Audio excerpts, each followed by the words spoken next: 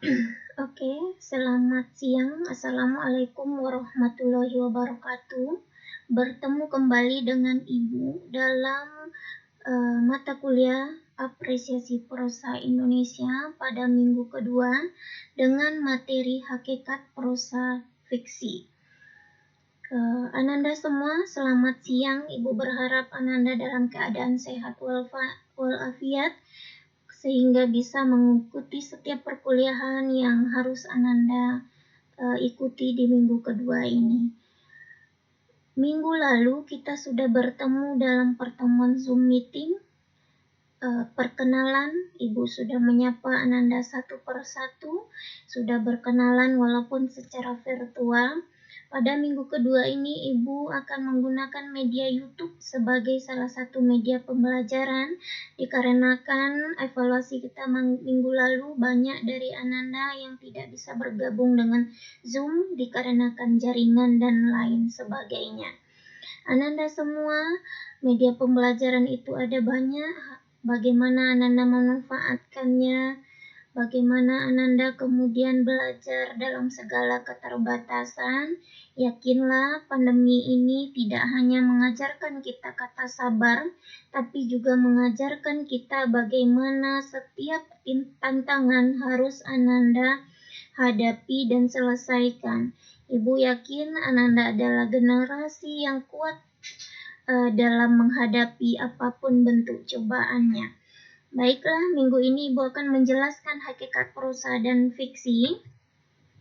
Sebelum kita mulai kepada penjelasan, Ibu akan menjelaskan dulu petunjuk perkuliahan pada minggu kedua. Hal pertama yang harus Ananda lakukan ketika kuliah dengan Ibu tentu dengan mengakses atau login ke e-learning kita, karena Ibu sudah kemudian menyediakan di sana daftar hadir. Daftar hadir ini hanya bisa Ananda ambil selama perkuliahan berlangsung, yaitu dari jam 1 siang sampai jam 15.30. Silakan ambil daftar hadir dan rekam kehadiran Ananda di sana. Ibu juga akan bagikan link YouTube yang bisa Ananda akses di minggu kedua. Selain link YouTube, ada juga modul pembelajaran. Ibu berharap modul ini sudah Ananda baca, kemudian pahami dan kerjakan latihan di sana. Ada dua bentuk latihan yang Ibu sediakan di sana. Satu latihan pemahaman, yang kedua latihan dalam bentuk tes normatif. Ulang-ulang kembali jika nilai Ananda belum 80% ya. Jadi itu gunanya modul, Ananda diharap belajar secara mandiri. Langkah kedua, Ananda silakan buka link YouTube-nya. Kemudian setelah link YouTube dibuka, Ananda selesaikan setiap video pembelajaran yang Ibu buat. Setelah itu, setelah menyelesaikan setiap video pembelajaran, Ananda kemudian diminta untuk mencantumkan komentar dari materi yang dibahas di setiap video pembelajaran. Di kolom komentar, Ibu berharap menjadi ajang atau tempat bagi Ananda berdiskusi, bertanya, atau memberikan simpulan. Nilai keaktifan akan Ibu lihat dari proses diskusi pada kolom komentar dan media sosial lain seperti WA Group, e-learning, dan lain-lain. Karena kita masih kuliah secara virtual atau daring, jadi Ananda memang tidak bertemu langsung dengan Ibu, tapi Ibu akan berusaha semaksimal mungkin agar Ananda kemudian mendapat materi seperti Ibu mengajar di kelas. Oke, kita masuk ke materi kita, yaitu pengenalan tentang apresiasi prosa dan fiksi. Sebelum kita akan memahami apa itu prosa dan fiksi, Ibu ingin Ananda memahami dulu apa itu apresiasi. Bagi Ananda yang sangat milenial, Ibu yakin Ananda sudah terbiasa dengan teknologi atau browsing. Pernahkah Ananda melihat kata tersebut atau mencarinya di KBBI? Jadi Ibu akan ajarkan Ananda untuk membrowsing KBBI. Di sini Ibu sudah cari tadi, Ananda ambil langsung di Kamus Besar Bahasa Indonesia, KBBI versi online atau daring. langsung kalian klik karena tampilannya akan seperti ini. Jadi kata apapun sudah disediakan di sini. Jadi ketika kita memahami kata apresiasi, ada beberapa hal yang kemudian diberikan di KBBI ini. Yang pertama, katanya apresiasi itu merupakan kesadaran terhadap nilai seni dan budaya. Jadi kalau kesadaran berarti kepekaan terhadap nilai seni dan budaya. Kemudian pengertian kedua, dia diberi makna penilaian, penghargaan terhadap sesuatu. Jadi kalau kalian menghargai seseorang, berikan penghargaan terhadap sesuatu, kalian sudah menjalankan atau memberi apresiasi terhadap sesuatu. Kemudian di pengertian ketiga ada kenaikan nilai barang karena harga pasarnya naik atau permintaan kepada barang itu bertambah. Jadi ketika Ananda memberi apresiasi, Ananda akan memberi nilai lebih terhadap barang tersebut. Kemudian di dalam turunannya ada kata berapresiasi, yaitu mempunyai apresiasi dan ada apresiasi terhadap sesuatu.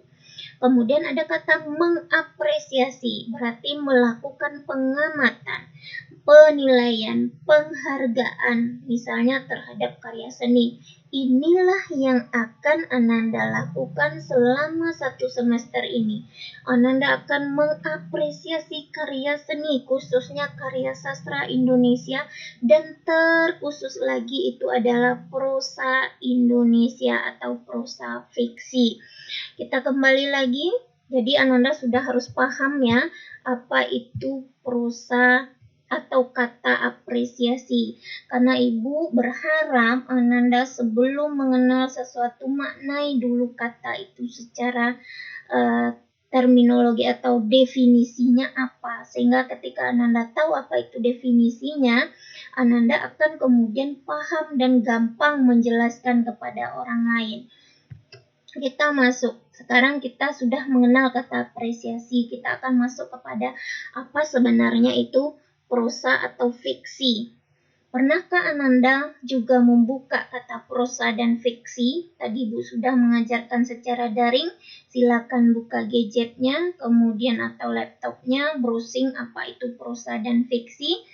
Di KBBI kalimat itu juga sudah dicantumkan. Ibu akan jelaskan beberapa ahli yang sudah kemudian memberikan pengertian tentang apa itu prosa dan fiksi.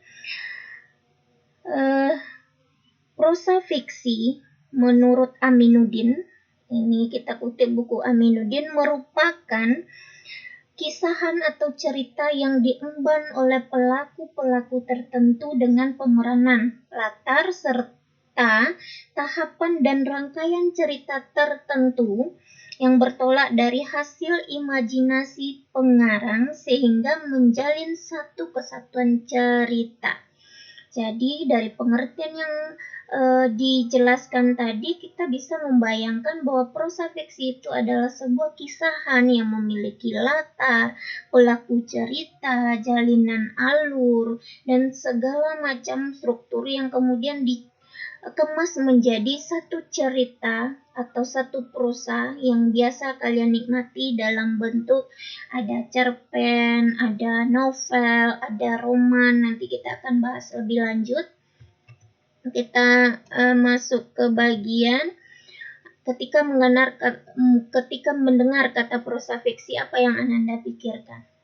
Apakah kata-kata berikut? Ada karangan, ada khayalan, kemudian ada novel. Ini adalah kata-kata yang paling sering kalian sebutkan di kelas ketika Ibu bertanya, apa yang kalian pikirkan ketika Ibu menyebut prosa fiksi? Semua bersepakat, Bu, itu karangan, Bu. Karangan yang seperti apa? Lalu nanti timbul jawaban, khayalan, Bu. Khayalan, oh ya. Kemudian apa bentuknya? Novel, Bu. berarti semua yang kalian gambarkan itu benar adanya, bahwa ketika berbicara tentang prosa fiksi, tiga kata ini akan sangat familiar bagi kalian. Kalian akan kemudian memahaminya dengan sangat baik. Karangan, kalau karangan berarti dia sudah terstruktur dengan baik, dan kemudian ada kata khayalan, kemudian bentuk yang sudah kalian kenal adalah novel. Lalu sebenarnya apa itu prosa fiksi? Coba kita lihat. Menurut Abrams dalam Nurgiantoro menyebutkan bahwa fiksi merupakan karya naratif yang isinya tidak menyarankan pada kebenaran sejarah. Ayo, siapa yang bisa paham pada bagian ini? Kenapa Abrams mengatakan dia tidak menyarankan pada kebenaran sejarah?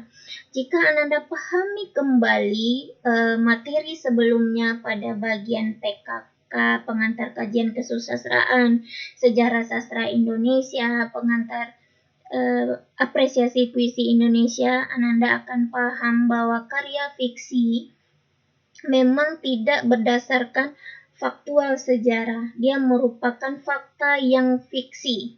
Artinya apa? Bahwa fakta yang berada di dalam karya tersebut kemudian bersifat fiksi, dihayalkan atau diimajinasikan oleh pengarangnya. Ketika kita berbicara imajinasi, Ananda kemudian akan sampai pada pemahaman, Bu, berarti itu omong kosong saja, Bu.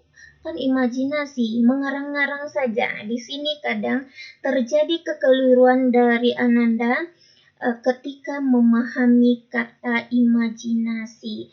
Dalam karya fiksi atau dalam karangan-karangan atau novel-novel bagus yang pernah Ananda baca, imajinasi itu merupakan kreativitas tak terbatas dari pengarangnya. Kenapa Ibu katakan demikian? Satu, pengarang tidak serta-merta pergi ke gunung kemudian bertapa, kemudian tiba-tiba dapat wangsit lalu jadi novel. Tidak ada tahapan yang bahkan kalau kalian baca satu novel itu bisa diselesaikan 3 tahun.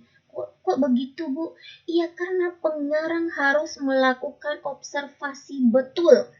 Karena dia tidak bisa mengarang tentang sosial sebuah masyarakat. Contohnya, karya-karya Minangkabau. Apakah seorang yang tidak berlatar Minangkabau bisa membuat karya Minangkabau?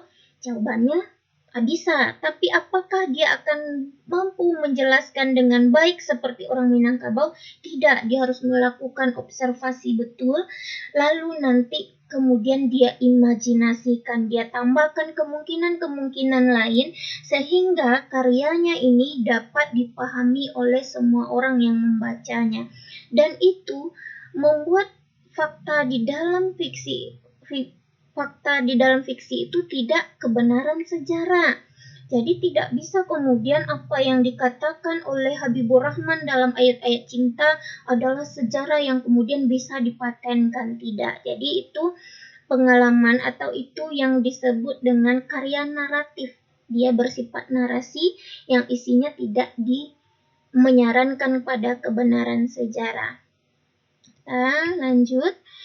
Altenburn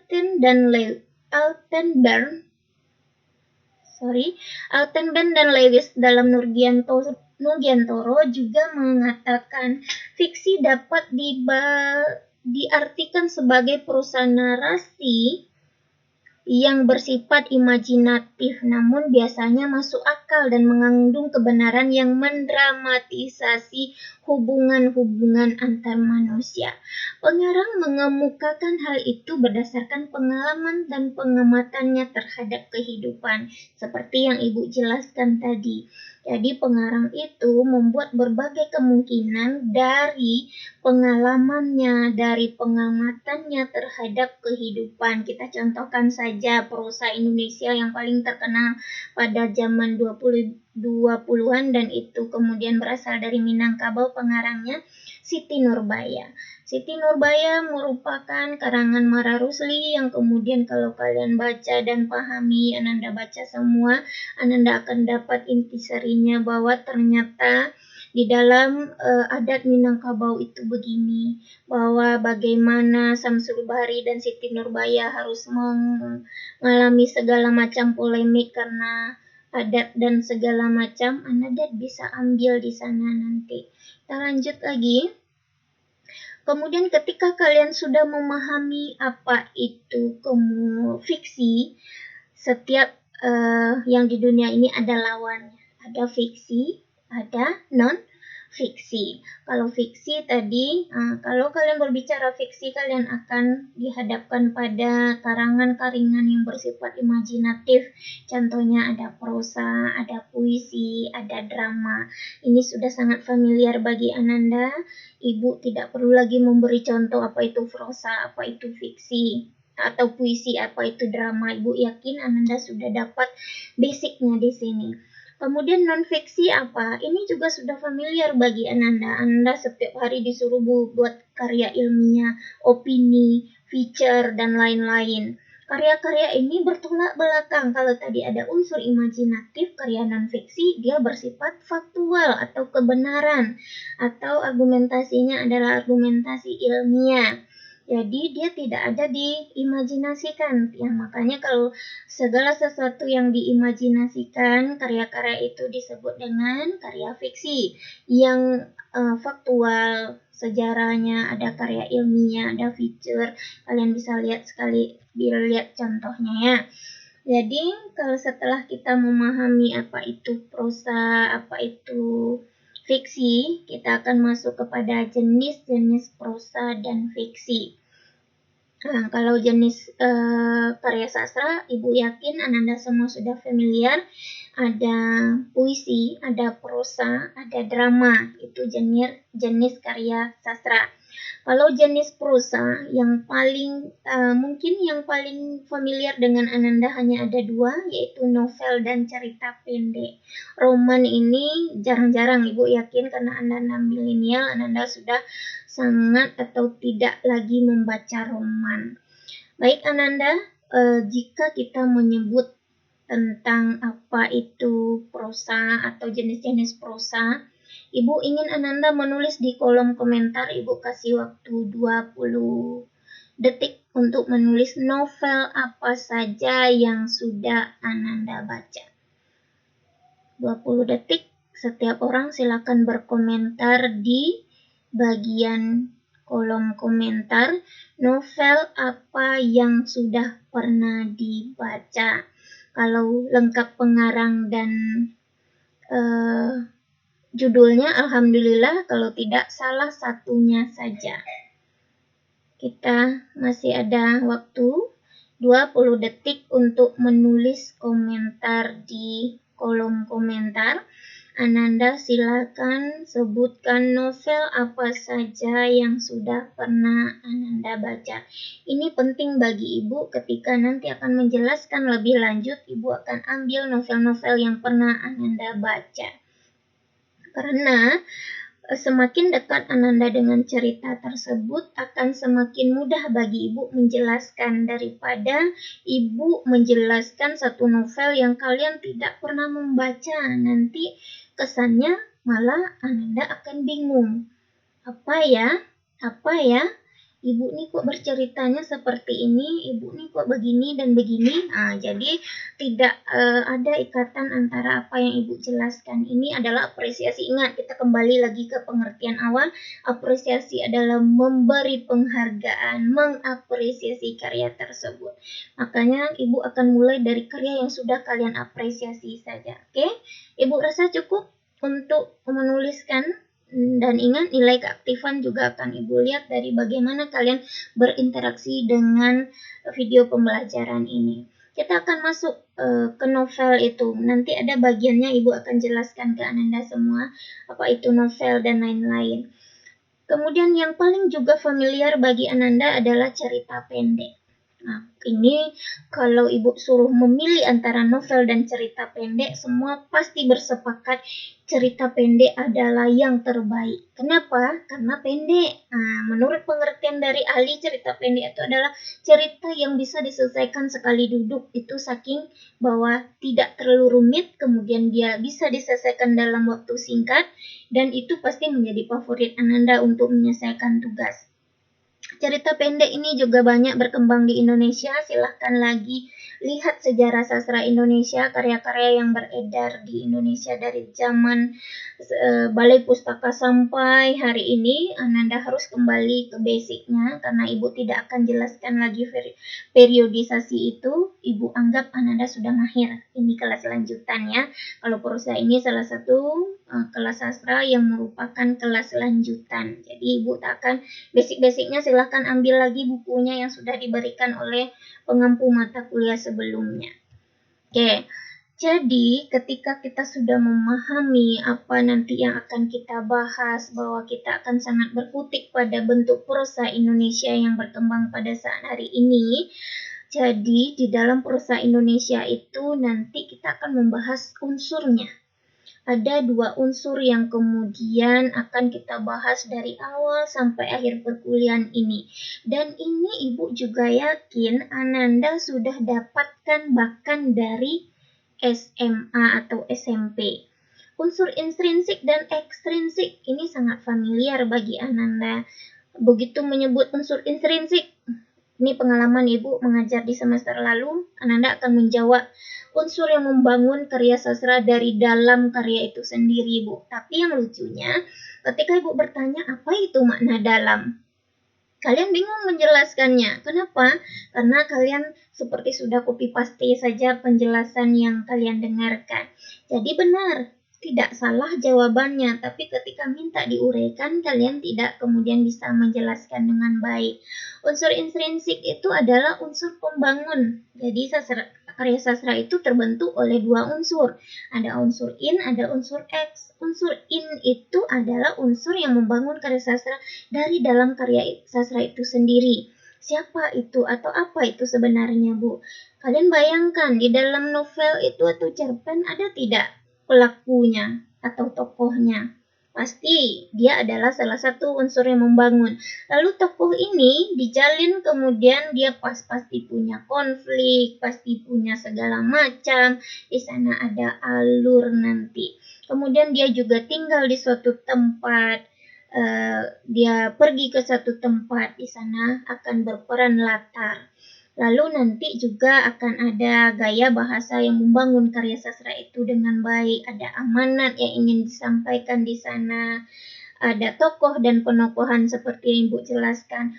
Kesatuan unsur-unsur inilah yang kemudian akan membangun karya sastra itu.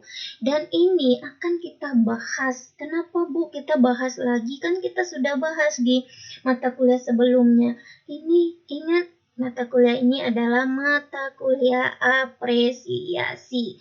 Berarti memberi penghargaan. Kita akan cari nanti.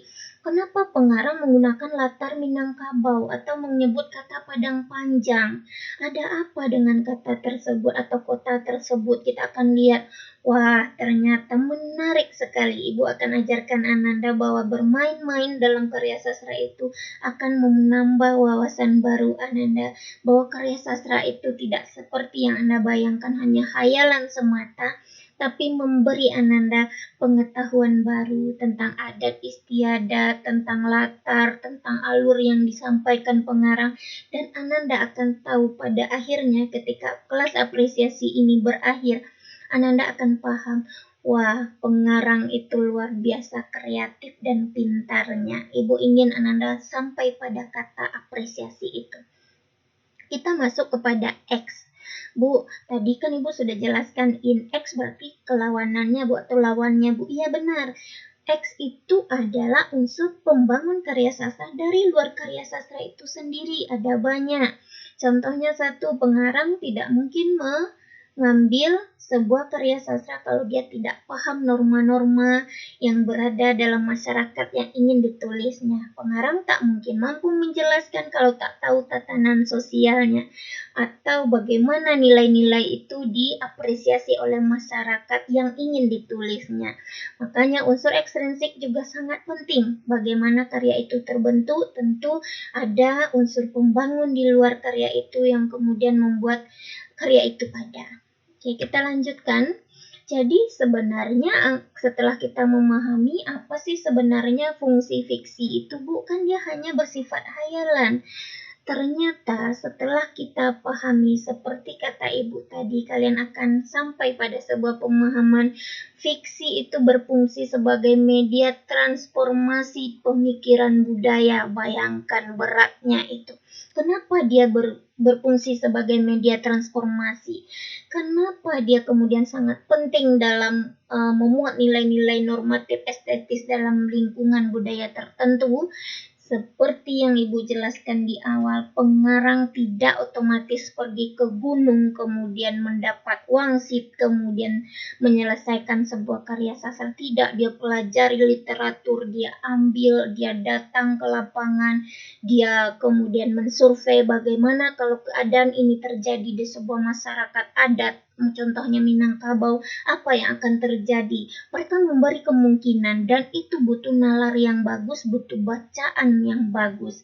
Kemudian karya fiksi tidak hanya sekedar ekspresi budaya, tetapi sekaligus sebagai alat pengendali budaya.